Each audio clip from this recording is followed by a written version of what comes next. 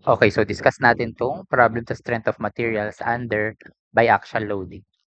The polyethylene sheet is subjected to the biaxial loading as shown. Determine the resulting elongations of side AB and AC. The properties are given, no? So ito, recall lang natin yung formula natin, no? Okay, for strain and Y, kasi nga biaxial loading siya, no? Okay, ito yung sa strain sa X mo, ito naman yung strain natin sa Y. Okay, so dito, plug in lang natin yan, no? Bali, ang pinapahanap dito ay elongation ng side AB at AC. Okay? So first, kunin mo natin yung strain sa X, which is equal to, ano ba yung nasa X direction dyan? Yung AB, di ba? Tama. Okay, kasi yung AC natin, along Y siya. Okay, so plug in lang, we have 1 over, yung E natin, 300. Stress sa X, that is 2 minus 0.4 times 1.2. Okay, plug in lang, no? 2 yung sa X mo, ito yung stress natin sa X. Okay, ito naman yung sa Y. Tama.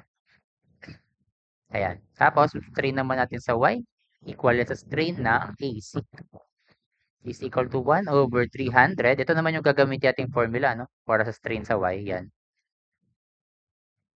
Okay. Stress sa Y is 1.2 minus 0.4 times stress sa X, which is 2. Okay, now, we can now calculate yung strain sa AB at AC. Okay. Okay, now, input lang yan. So, we have 1 over 300. Okay, sa AB muna. 2 minus 0.4 times 1.2. Ayan, 19 over 3,750. Sige, wag muna natin i-round off. Okay, so strain yan. So, unitless naman ang strain eh, di ba? So, now, ito. Strain naman sa AC, 1.2 minus 0.4 times 1 over 750. Okay, 1 over 750. Okay, kaya lang, strain pa lang yan. Ano ba yung pinapahanap sa problem? Elongation ng AB. Okay, so ano saan ba equal yung elongation? Diba? That is strain sa AB is equal to elongation ng AB all over length ng AB. Okay, same thing naman kapag sa AC naman, strain ng AC is equal to elongation ng AC over length ng AC. Ayan. So dito, given naman yung length ng AB at AC, tama? Okay, ang length ng AB mo ay 6 feet, length ng AC mo 4 feet. Okay, so plug in lang. So we have 19 over 3750 is equal to strain ng AB over 6, tama?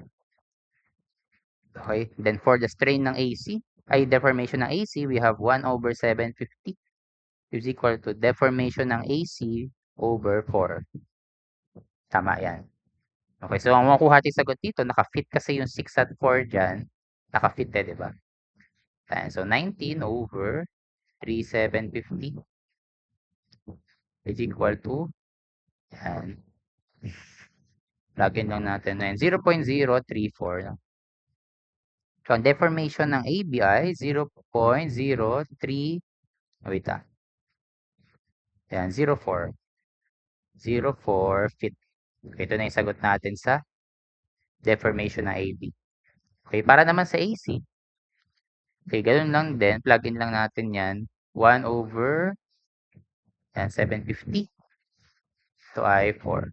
And shift solve, ayan, so 0.00533. Okay. Ayan, so deformation naman ng AC natin ay 0.00533 feet. Okay, so ganun lang natin siya sinolve, no?